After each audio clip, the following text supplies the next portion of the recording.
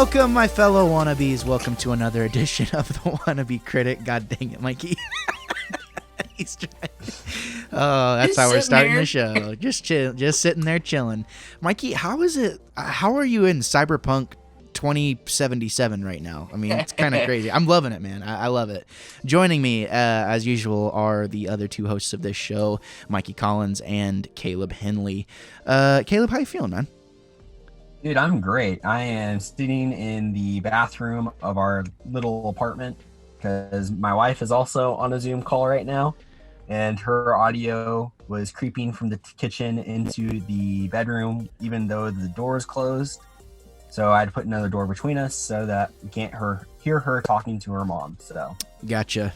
Yeah, I was gonna say you're in the bathrobes and random crap all around. Yeah, you're in the bathroom. You got a little rumbling in your tumbly. I mean, you know, it's not good. That coronavirus, it takes its toll. Yeah, sure does. As usual. Just to be clear, I don't have it. Just wanted to throw that out there. But you are in one of the most dangerous parts of the country right now. I mean, there's a pretty high amount of people that have coronavirus where you're at, right? Yeah, I mean, I guess so. I mean, it's kind of crazy. It's funny. My wife was like messaging a girl that I used to work with, and she's gotten married to another guy that I used to work with, and they live somewhere down south, like in one of the Carolinas. And she was saying that she's just getting over the virus, like she had it. I'm like, dang, it's kind of crazy. It's weird when you start like finding people that you know that have had it. And it's like, it feels a lot closer. It's really weird. Yeah, I can only imagine, but we're glad that you're staying safe, and obviously sorry for whoever it was that did have it. That sucks, but gladly they're alive. That's awesome. Yeah. Mikey, how you feeling, man? Feeling okay. Is that a Roswell? Is that a Roswell Records T-shirt you have on? Nice, love it. Yeah, that's awesome. Zoe got it for me a while ago. Very nice. I love it. Roswell Records, yeah. Old Dave Grohl. Well, enough of this doom and gloom, ladies and gentlemen. No one really cares what we've been up to. No one cares the video games we've been playing. Everybody knows. Everyone knows we've been playing video games and watching movies and watching TV. The real reason people are here is because they want to hear us talk about the Fast and the Furious. I don't know if you guys realize this. We have thousands of people listening to us review these movies. That's not true. That's a lie. That's a total lie, actually. But that would be cool, right? You see how excited you both got there for a minute? It's like thousands. Hey, maybe someday. I was scared. Yeah. Caleb's face, Caleb was like, what? Like, so today, ladies and gentlemen, we are reviewing Fast and Furious. Now, I was talking to Caleb a little bit earlier today. We were just kind of talking about podcast stuff, and I was like, God dang it, dude. Like, every single time I watch one of these movies, I want to watch the next one immediately. And Emma's been watching these movies with me, you know, and she actually still thinks, like, she had forgotten that Letty died, you know, quote unquote, spoiler alert. But she was like, she's dead. And I was like, yeah, she's dead. She goes, no way. I'm like, yeah, they killed her off. Michelle Rodriguez didn't want to be in the movies anymore. And she totally bought it. So she thinks that Letty's dead right now. But basically, like, at the end of the movie, Emma was like, oh, I'm so tired. Like, there's 20 minutes left in the movie. And Emma's like, oh, I'm so tired. I'm like, just wait, you know, just wait till the end of the movie. So I look back after the credits roll, and she's just like, God, these movies are awesome. And, man, I love this movie. So as usual, I mean, I'm kind of getting ahead of myself, but as usual, I want to go around the room, so to speak, and kind of get everyone's general thoughts, because, you know, Caleb, as before, I think it was either last episode or the episode before that, you were kind of down on this movie, and you said you didn't really like it as much. It's like one of your least favorite ones. Do you still feel that way now after watching it, like, recently? Yeah, I mean, it's fine. Like, I don't have any super critical things to say about it, like, more so than any other. But I don't know. I can get more into it later, but there's just something about it that just makes it, I don't know, just not quite on par with the rest. It's right there in the same level as, like, Too Fast, Too Furious. Okay. It's kind of, those two they're right around the same for me. Okay. Easy. because Mikey's a Too Fast, Too Furious fanatic. Okay, so you're so on it, and honestly, like a lot of what you're saying is going to be kind of what I'm talking about, as well with my review. Mikey, what about you? Do you like this movie? You know, I only remember really all the movies after Tokyo Drift. I only really remember watching once, maybe twice. And this one I kind of forgot more than the other ones, I think. But I actually enjoyed this way more than I thought I would. But I'll probably get into it later because I feel like they could have done something with this movie. And yeah, like, I don't know. I might as well just say it now. I feel like they could have ended it with this movie. And I think that's why they wrote it the way they did. Because I feel like this was like a test, another test to see if people still like Fast and Furious. And so they wrote it in a way like, because if you think about it, it's kind of in a bow at the end because you're like, do we want to talk about the end yet? Or is this just like a free for all right now? Well, you kind of cut out there for a second. Are you saying do we want to talk about the end? Am I glitching again? Yeah, you're glitching a bit. No, we're not going to talk. Let's get into it in a little bit. I definitely know what you're trying to say though. Like it seems like they were kind of just shotgunning it out there a little bit. Like, okay, this is what we got. Let's see if this has any traction. Let's see. You know, Tokyo Drift did so well, which Justin Lin also helped direct this movie as well. Tokyo Drift did so well. Let's bring the core cast back and see if there's see if there's any sort of outcry or whatever. I think that's kind of what you were trying to touch on a little bit. Am I right? Ish. Kinda. Ish. Yeah. Okay. Yeah, because I feel like they're trying to play on. Yeah. We'll talk about it more. Okay, let's talk about it more. I really like this movie. I think there's a few core things about this movie that make it feel off. I'm watching a true sequel to this movie, or to the first Fast and Furious. It's a true sequel to the original. And there's things about that really work in a lot of ways, and then there's other things that just kind of don't. And I kind of want to I'll just start it off, okay? Let's get one of the biggest things out of the way. The bad guys in this movie suck. Like, some of the worst opposition in the entire Fast and the Furious franchise, period. Like, the opposition in this movie is just so laughable. Like, the bad guys are caricatures of bad guys. Like, Phoenix, he's like, at one point, it's like watching a cartoon. Like, Dom walks up to him and he's like he's like brooding at Dom. And it's just kind of like, what is this, that is a big part of what doesn't work for this movie for me. Caleb, what do you think about and just so, I'm going to throw it to you pretty much first almost every time. What's your thoughts on the bad guy? Yeah, they're not great. I think that what they do with kind of concealing the identity of who the leader of the cartel was a good move. Because I think that, I don't know. I think that was probably a way to spice it up a little bit. I thought the one guy, the guy that Dom is just like continuously trying to kill, he's not great. And it is kind of odd that, oh God, I'm forgetting her character's name, which is just fantastic. Wonder Woman. Yeah, Wonder Woman. I don't get her. It's so weird because they introduced her and I like her in like all the rest of the movies.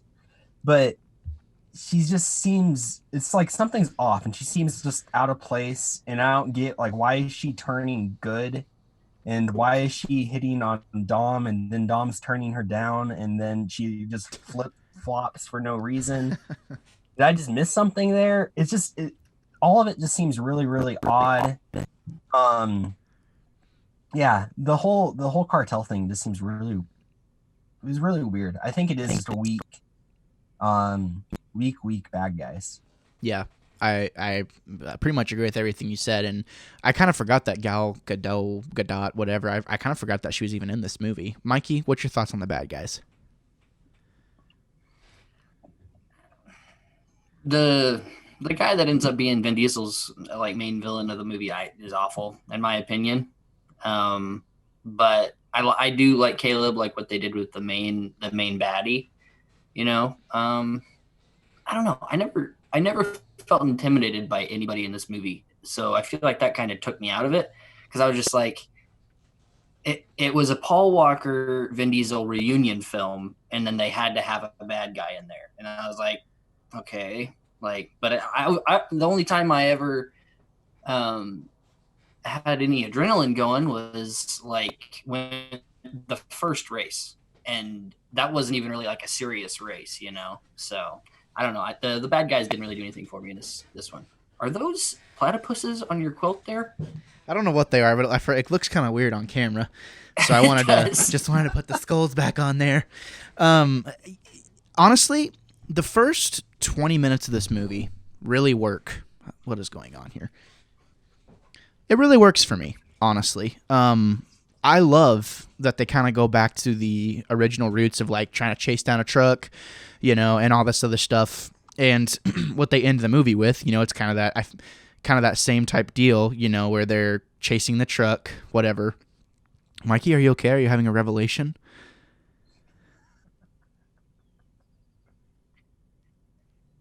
I just had a problem with that whole first thing. Oh, okay, gotcha. So, gotcha. Well, I was kind of confused because you were like, I didn't know if something was wrong or if someone was shouting at you or what.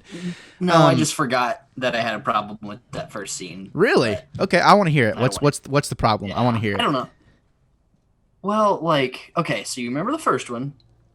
They're shooting like a harpoon gun into the truck and like jumping into the truck and like taking out, you know, and doing like all this acrobatics, and then they're doing the same thing but from reverse with the. At what point do you just start robbing the drivers?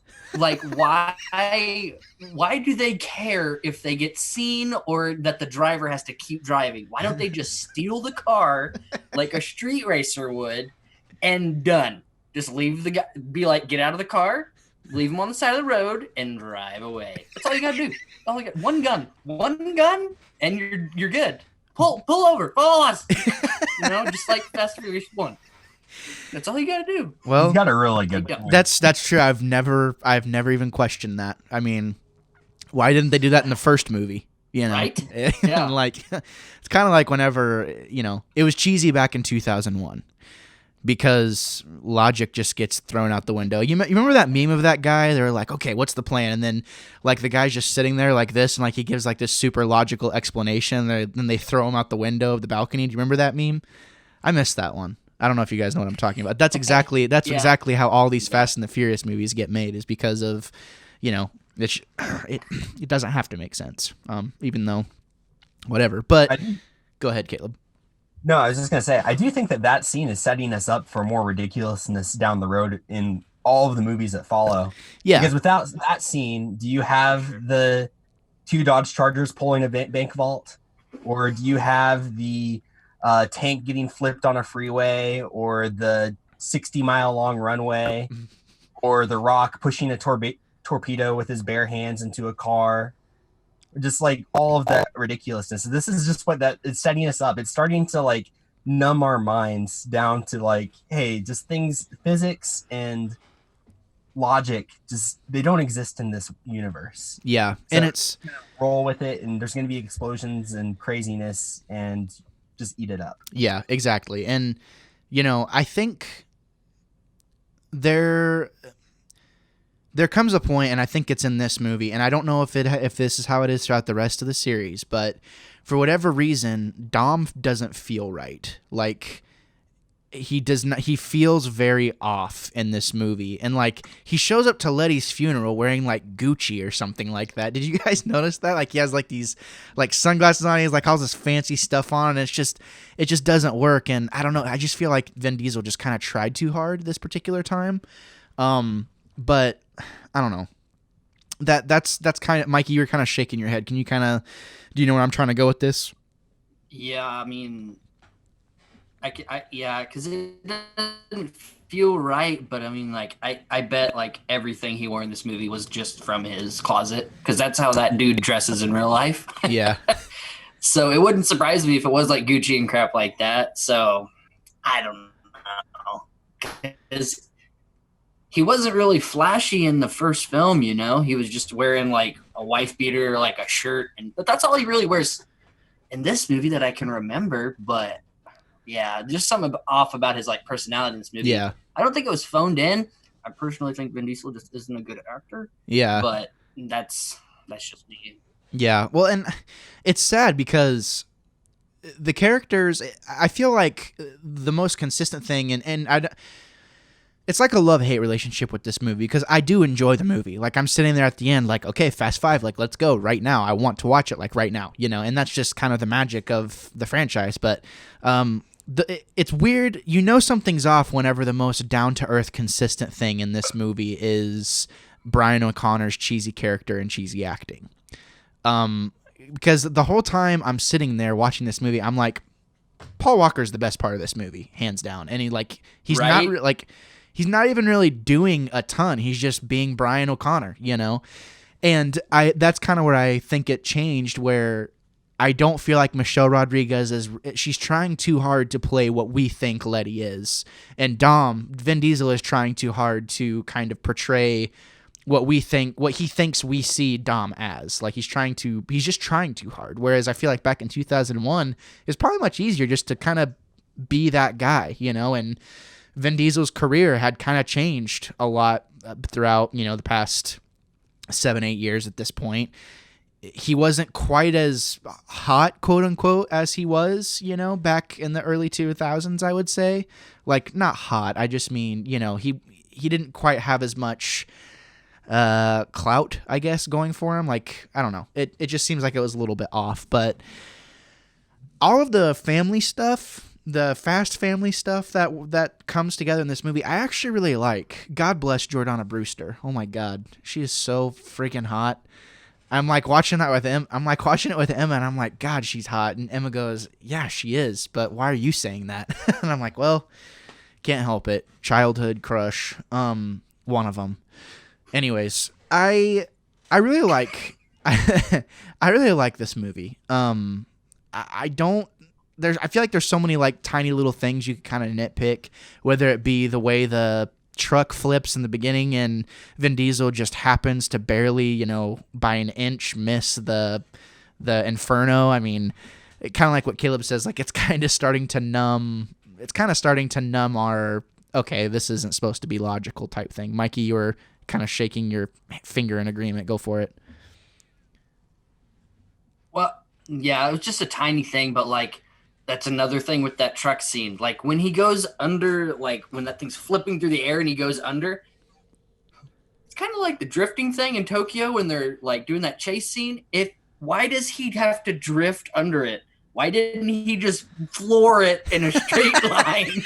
He just like, did you notice that? He's like, like what? I do have to say I love that car though. I do too. It's so cool. I think go ahead, Caleb. You want to pitch in on that? You want to get on this?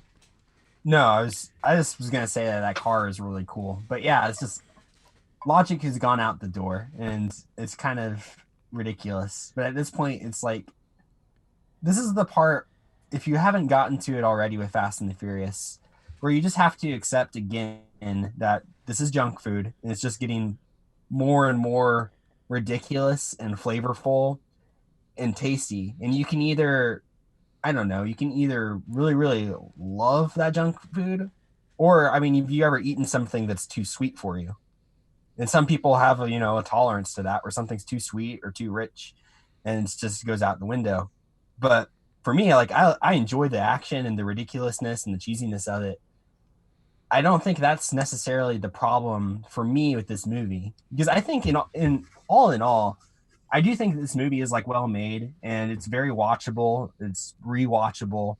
It has some kind of cringy parts in it, but overall, it's not the over ridiculous action that like gets me, if that makes any sense.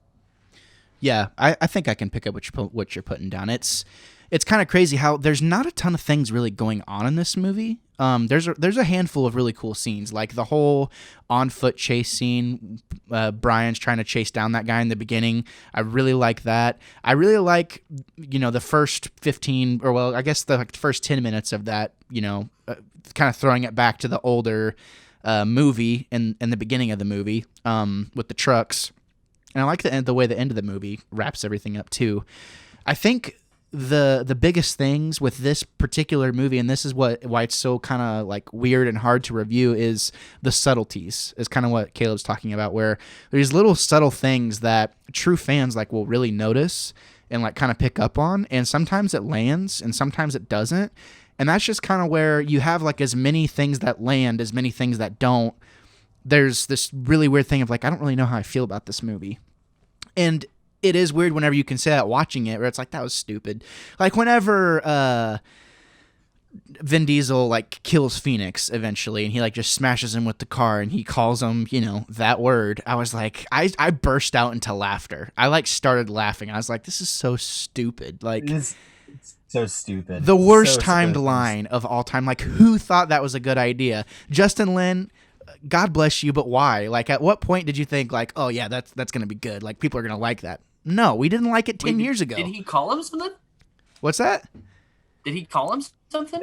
You need to rewatch the movie. Yeah, he called him it's like the most cringy part of the entire movie. He like hits him with the thing, and then he calls him the P word. You don't remember that? You guys just broke up so bad. I have no idea what you just said. Oh, it's okay. It was all like E-R-E-I-E-R. You don't remember that? Oh. No. He after it's okay. It's, you know, everyone's having to deal with this right now, guys. Yeah, that wasn't the most cringy scene to me though. What's okay? Let's go through this. Like, what are our least favorite scenes in this entire movie? You go for it, Mikey, since you have the floor.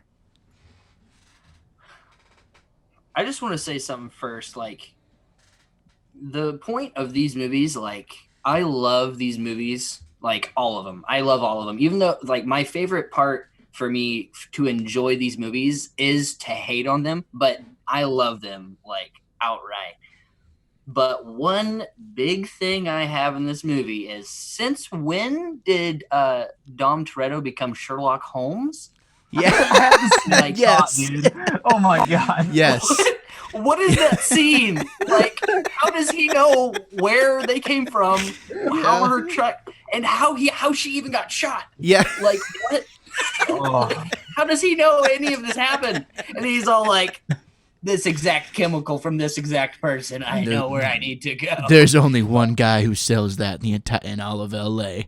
And then Jordana Lord. Brewster is like, like, Yeah, you know, exactly. like, yeah. I thought the same thing. I was like, oh god, we are gonna rip this scene to shreds. It's like, I think that's a cool scene. yeah, but I'm yeah. like, But like once you sit down and you like really try and be critical with it, it's like, you're a mechanic. Like, sell groceries on the side. yeah. But I'm like just shaking my head, and you know, it is what it is. That is funny though that you mentioned that, because what makes Dom Toretto like just this ultimate badass? Like, he's just a tough, like, he wears a tank top, like he wears a muscle shirt, like, and he's a mechanic. Like, why what makes him so like freaking awesome? I mean, obviously, it's Dom Toretto. It's cool. He's the most BA in the first movie. Change my mind. Like, he is the most BA he ever gets. And it's like, in this movie, you would think he'd be like ripped, like huge, like, you know, like not ripped, but just like bigger than he is. And like at one point, he's wearing like this, and obviously I'm not trying to body shame anybody, because I'm not like super duper fit or whatever. But at one point, it's like, I'm not a movie star though either. You know what I mean? So it's kind of different. But he has like this like long sleeve shirt on, and he's got like this dad pooch going on. I'm like, you look kind of fat, dude. Like, do some crunches, dog. Like, I don't know. I just, Dom Toretto does not feel right in this movie to me most of the time, except the scenes where he's with Brian. The best parts of this movie to me is the stuff with Brian and Dom. But yeah, the whole knowing exactly what he needs to do, and you know, I don't know. I was thinking about whenever he goes to the mechanic and he does confront him, and he's like, "This isn't your scene, old man." And I was like, "Yeah, it's not. He's a freaking old guy now. Like, no one wants to hang out with the old guys now." You know what I mean? And I don't know. It just didn't translate. Is that like your least favorite scene in the whole movie, Mikey? The Sherlock Holmes thing? Yeah. Off the top of my head, yeah. Okay. I mean, put a pin in it. And yeah. we'll come back to it. Caleb, what is your least favorite scene in this movie? It's not necessarily one specific scene, but like specific like 2 to 3 minutes of where we get this character named Dwight, who's Dwight likes feet. he has a foot fetish, yes. Is videotaping some weird party going on in his place. He also very much likes muscle cars as opposed to imports. He calls Brian's Skyline a rice and calls Brian a ricer at one point, which is just absolutely mind-blowing. Yeah, he's just like dressed, and the way he talks, like he acts like he's like some BA guy, and he's like has the most like feminine voice. Dwight likes feet. Muscle beats import every time. Every time. I'm like, oh my God. It's so terrible. And I hate one thing that I really like about the Fast and the Furious movies is that you have Dom and you have Brian. Brian is a big JDM guy, and you have Dom, who's a big muscle car guy. And they have like little stats here and there, and like little mentions where they like kind of like egg each other on. And it's part of the culture, like of this little rivalry. But I hate it when guys take it too seriously. It's like they're all car enthusiasts, and every person, whether you're jacking up your truck or you're tuning your car or you're, putting a ridiculous supercharger in your 69 Charger, it's all being a car enthusiast, and it's all, doing what you love. And so having a little bit of like, friendly fun that's great. And that's very, positive and good for the, like, the whole like car scene. But having guys that just hate on each other, I hate that part of it. And I just hate like that, muscle beats import It's every like petty, time or whatever. like kind of petty. Yeah. It's dumb. Stupid. I just hate that whole thing. Well, and it's like they're trying to appeal to like, kids. So, but still it's like, it just doesn't really need to be there. It's an excuse for Brian to get on the team. It's like, okay, Brian has to lose this race somehow. How do we get him in the team? Okay, let's put some annoying idiot in the movie and find some guy that'll do it for a couple $1,000, and we'll kick him out after one day of filming or an hour of filming or whatever. But yeah, that whole transaction, and like Dwight's never touched that stuff, man. The heroin, he's like, Dwight has now. That was the best part of that whole interchange. To where he gets in. And okay, I want to talk about that race. The qualifying race, to run for Braga.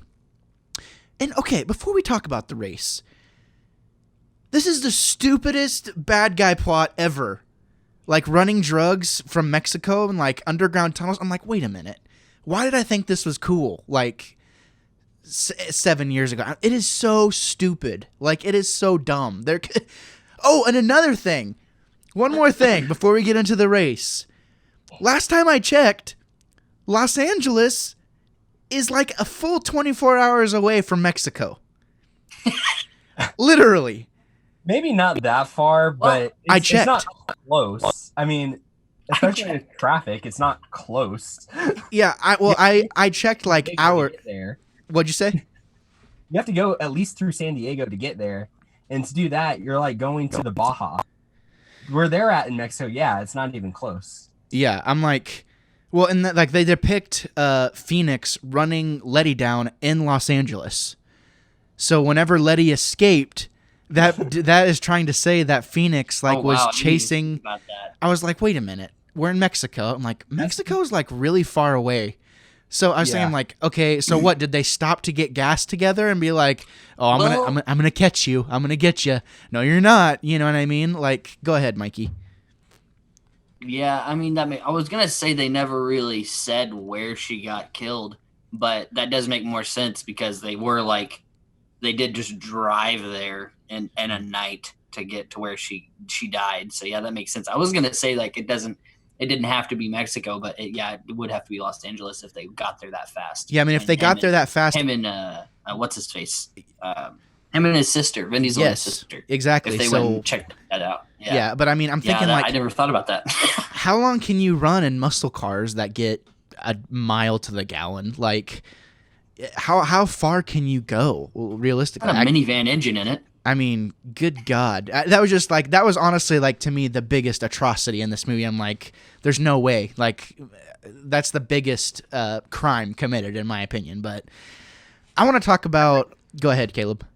No, I was just can I bring up one other little thing that I noticed in this movie that I wanted to get a comment on? At one point when Brian takes Mia out of like the detention center and they're at like a restaurant eating, Mia says that it's been 5 years since the stuff in the first movie, which would place this movie in like 2005.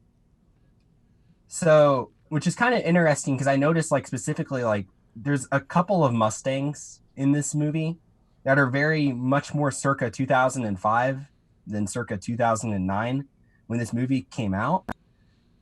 And I'm just curious if they almost like are trying to like place this movie before Tokyo Drift, which came out in 2006, and if it was like their idea, like what Mikey said, where this was going to like wrap up the whole series, it's just really weird that they went back and did that and tried to kind of piece it in there like that, and then just completely threw that out the window for the next couple of movies.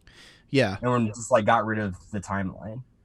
Yeah, when I guess, because I thought about that same thing too. I was like, I guess that would put it around. Well, so Fast and Furious came out in 2001.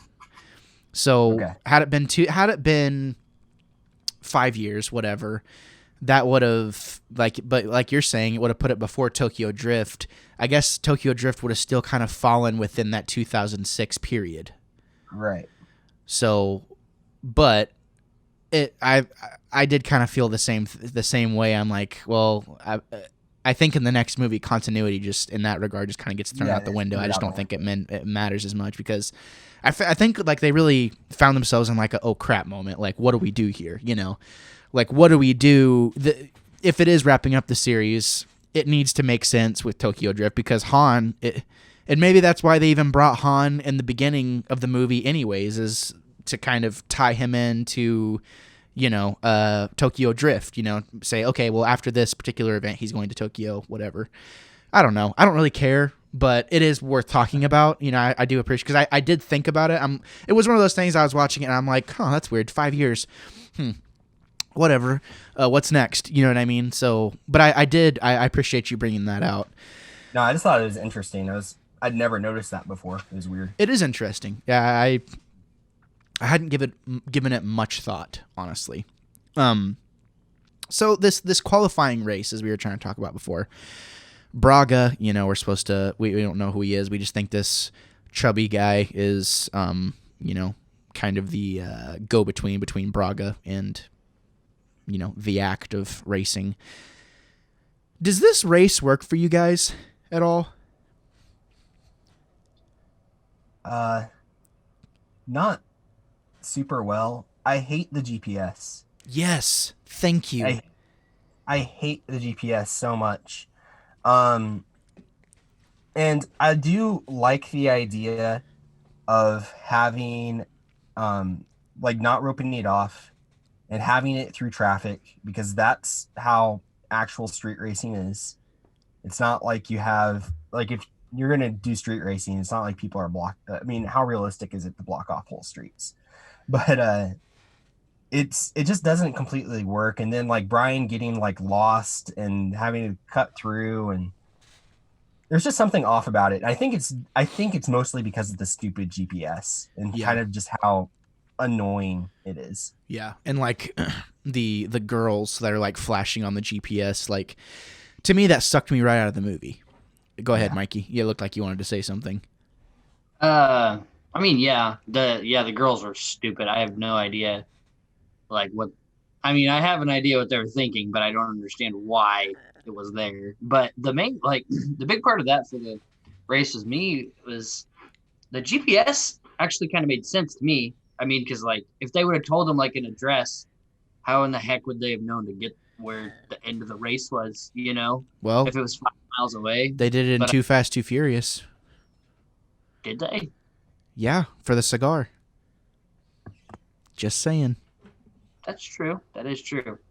But the what I had a problem with was Vin Diesel's like competition. Oh, Because Brian got taken out like right at the beginning, so he should have been like gone, man. Like that little like squeaky dude that he was fighting with the whole time. yeah. In the Like, Senate? yeah, like what the heck? In the Why is he even close? He should be like miles ahead of him based on just like the skill of the character and like the car he has. He should be in the dust like Yeah. immediately. But I love the one thing I do like about that race is the beginning. The beginning is dope when he like pops up and they're all Yeah. like just gone. That's so cool. That's Yeah. iconic for Fast and Furious. Yeah. You know? I agree. But yeah, I was just like, why is this guy being such like? Why is he even keeping up with him right now? What is this? Yeah, no, and it's kind of crazy how this scene takes these kind of subtle moments, or I mean, just these moments in general, and kind of makes me love and hate the movie. And this is basically, if you could summarize the movie in like one scene and like kind of symbolize it with one scene, it would be this race, because you're just kind of like, why is this happening? And then 2 minutes later, we have the classic Brian versus Dom street racing drag race, and the only way to win, Dom is going back like to kind of alluding to things he has said in the past, like winning is winning, like you're still a buster, bro, like it doesn't matter if you win by an inch or a mile, and it doesn't matter how you win, like winning is winning. And I love that interchange because, you can tell Brian's just like, frick, man, like I lost again, like this thing that's been haunting him. Because you ever meet someone who's like super duper competitive, and like if they lose at something, they cannot let it go, like ever. Like that will be the one thing that they think about anytime they're around that person, and like, oh, whenever you mention that person, like, oh, I hate that guy. You know what I mean? Because he beat, because they beat him. But I'm not saying that's how Brian's character is, but point I'm getting at is Brian's very competitive, and he wants to win. He's used to kind of being the guy in his circle that knows the most about cars and whatever. And Dom's the exact same kind of guy, but he doesn't really have to flaunt that knowledge. You know what I mean? He just does it. He just does the thing. He wins the race. So I don't know. To me, I feel like that scene can kind of get lost after, as the days go on, but it's actually a pretty dope moment.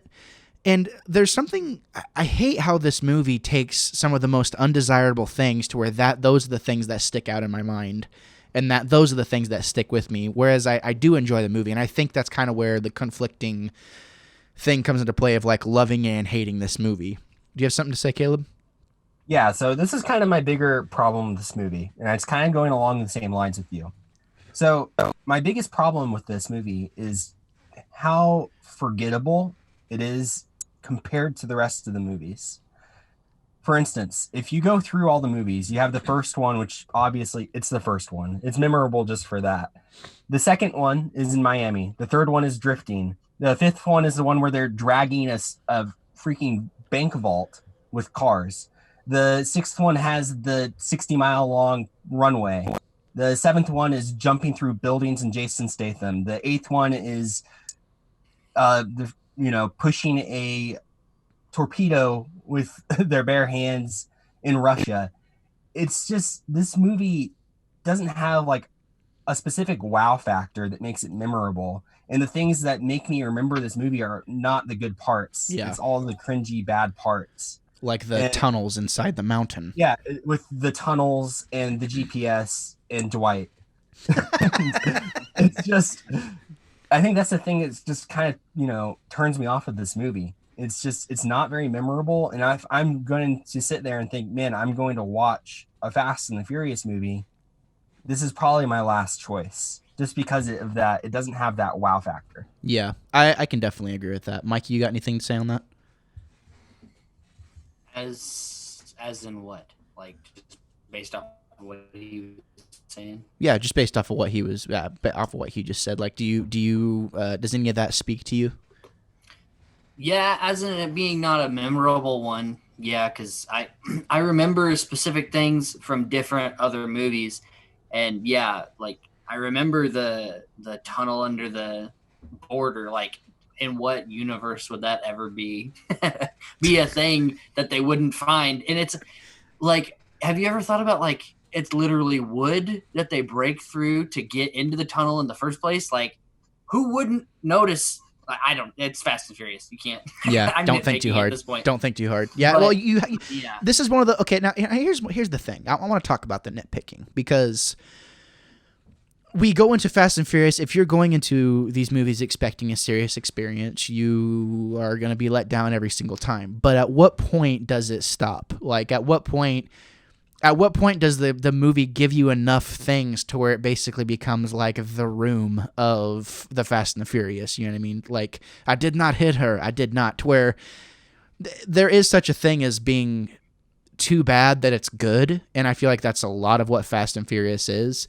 But then there's also a point of like, this is so bad and that it's just bad. Like, it's not good. Like, it's cringy. It's bad in a cringy way, not in a funny way. Like, oh my God, like, how can you not laugh at this? And I feel like I'm not going to that degree and saying that this is what this movie does, because I do think it does have redeeming qualities, but nothing that makes it stand out to me that I'm like you, Caleb, like, I'm going to sit down and I want to watch this one. Do I like the fact that it's like a true sequel to the original? Yes. And those elements of the movie that are in it that work, I love those moments. I can't really pick all of them out though, because they're so few and far between. The good moments are so few and far between the very cringy and awkward moments. So I don't know. I don't feel like we have to talk this movie to death, because there's some cool parts in it, but I think it's kind of like a resounding, unison that we're in, that this just, it's not bad, but it's not anywhere close to being good or really memorable, even though it is rewatchable. It's weird. It's like this weird thing of like, it's just basic like entertainment, and kind of go along with the junk food thing, Caleb. I don't know about you guys, but whenever you're eating healthy, like good food, and then you eat junk food, you're like, oh, like, I feel like crap.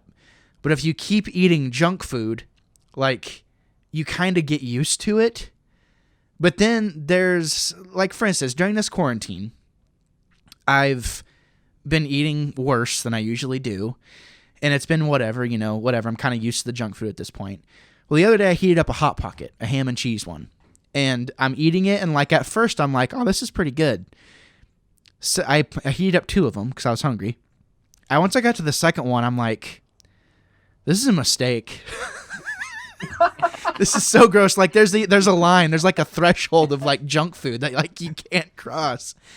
And I feel like this movie might be that, might be the first and second Hot Pocket. Like, there's parts of it that I'm like, oh, this isn't bad. This is fine. This is good. Yeah. And there's other parts where I'm like, I can't do this.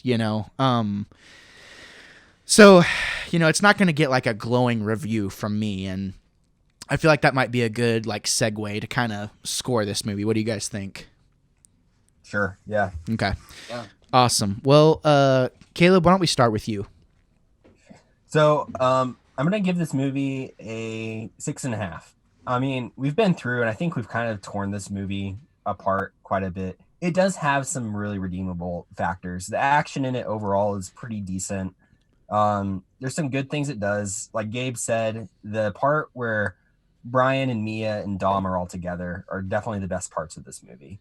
One of the other parts I just love of this movie with Brian is when he's picking out a car for the race, and they're going through all of the like impounded imports, and she pulls up 3 GTRs that he picked out, and she's like, which one do you want? And he's like, I want all of them. Yeah. And then he's pulling parts off of them to make one super GTR. I love that. And there's some really nice, like, good parts, and it's rewatchable, and it's fun, and it's fine, but it just doesn't blow me out of the water in any sort of way. Okay. Well said. I accept that. Mikey, your thoughts? Yeah, I think, the parts with Brian and Mia and Vin are good, but I feel like the best parts are actually just with Brian and Mia, because I don't know, I feel like their relationship had a lot of loose ends, and Not to mention the fact that I don't remember there ever being a part that Brian actually mentioned that he was on the run for several years and was a street racer and had all these experiences, not in the FBI. So I feel like they just assumed that he was an FBI agent for this whole time that he's been gone. And I was just like, so they probably think he's been like undercover and all that for this whole time and not even cared that they even existed. But that kind of makes it a better movie in my opinion, just for that fact, because he doesn't ever tell them that either. He doesn't tell them that he was out street racing and he was doing what they did for a long time. And I don't know, I just like that he's just like, please forgive me the whole time. Like he's trying to become their friend again and trying to help them. And he wants to be in the family. And that really hit home with me because I really love Brian's character. Like that, I love that character in this whole series. But it's probably sadly like a 6 for me. Like not to say it's a bad movie, but just compared to the first like 2 and 3 and 1 obviously, but it'll probably be a 6 for me just because of so many things that are wrong with it at the same time, you know. Okay. Yeah. All right. That's where I sit with it. All right. Well said. To kind of go along with what you were saying about Brian, like Brian's character is he wants to do the right thing. Like he knows what the right thing is. And there are times where, you know, it's alluded to multiple times, like he knows that there's something off. Like he repeatedly tries to get Dom off the hook, you know. He wants to do the right thing. He wants to recompense, you know, with those people, and he does miss the lifestyle. That's who he is on the inside. And there's a line that Mia said. She's like, do you ever think that maybe you're the bad guy pretending to be the good guy? And I think that kind of speaks to a lot of social aspects, even whenever it comes down to like, you know, the police and things like that, and just corruption within the government, you know, like people play both sides all the time, and no matter what, everyone thinks that they're doing the right thing. So ultimately it has to come down to, what do you think the right thing is? Like, what do you think the right thing to do is? Like, you have to do that thing. And I think that's a pretty strong theme throughout the entire, you know, series. And the way I sit with it is Brian's the best part of this movie. For me, Brian as an overall thing, every time he's on screen, I'm like, okay, this is great. Like this feels right. Dom doesn't always hit for me, honestly. The chemistry between, you know, Dom, Jordana, Mia, and Brian, that's all fine. That's all good. There's some cringy parts, obviously. I do think that there is some redeemable qualities in it. And the fact that I would watch this movie again, I'm going to score a little bit higher than you guys, because even though it's not something I'm going to like pick first, I do think it's better than just fine. I'd say it's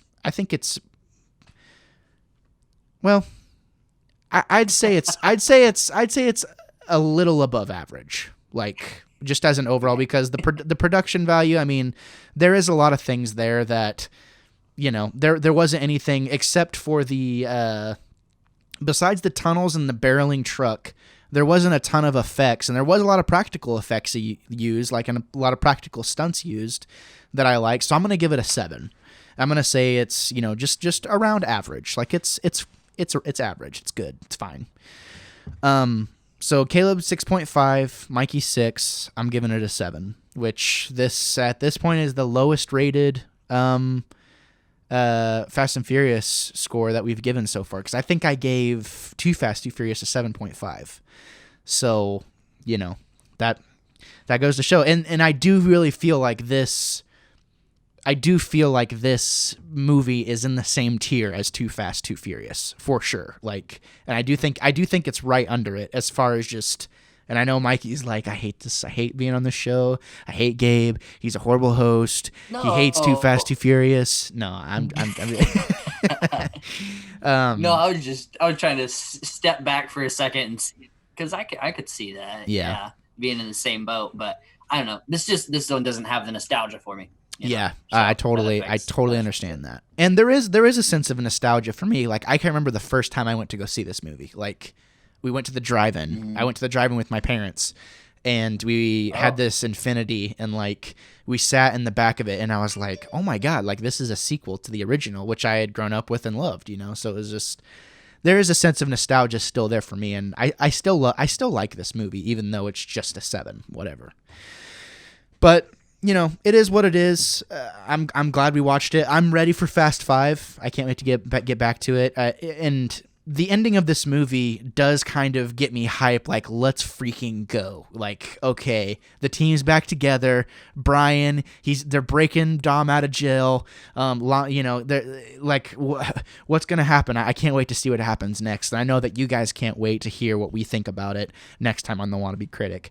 But until then, stay tuned, because we have obviously more episodes of this show coming out. We are launching a new podcast YouTube feed. If pretty much if you're watching this show right now, you can find us at youtube.com/the Wannabe Critic podcast. We're going to be posting all of our podcasts there from now on. I figured there's no point in really sitting down to do a show if we're not going to do video. And even though there is some complications with Zoom every now and then, it just makes the most sense to put it up on as many platforms as possible that people are going to be viewing stuff. So anyways, if you made it this far into the episode, we really appreciate it. You can write in at geeklybiweekly1@gmail.com. You can find me on pretty much any social media platform at the Wannabe Critic. Guys, do you want to plug any of your stuff? Caleb, do you want people to be able to find you? Sure. My biggest thing, I guess, would be like, if you want to follow me on Twitter, I'm at ChiefNNY18. So you can check me out there if you want to, where I tweet mostly about football things. So nothing to do with this, but yeah, go for it. Tweet. Mikey? I don't have anything as of right now, but I'm working on setting up some accounts on different things to kind of let people get a hold of me if they want to. They probably won't, but there's an option. There you go. But probably the next episode I'll throw out some stuff. Okay, awesome.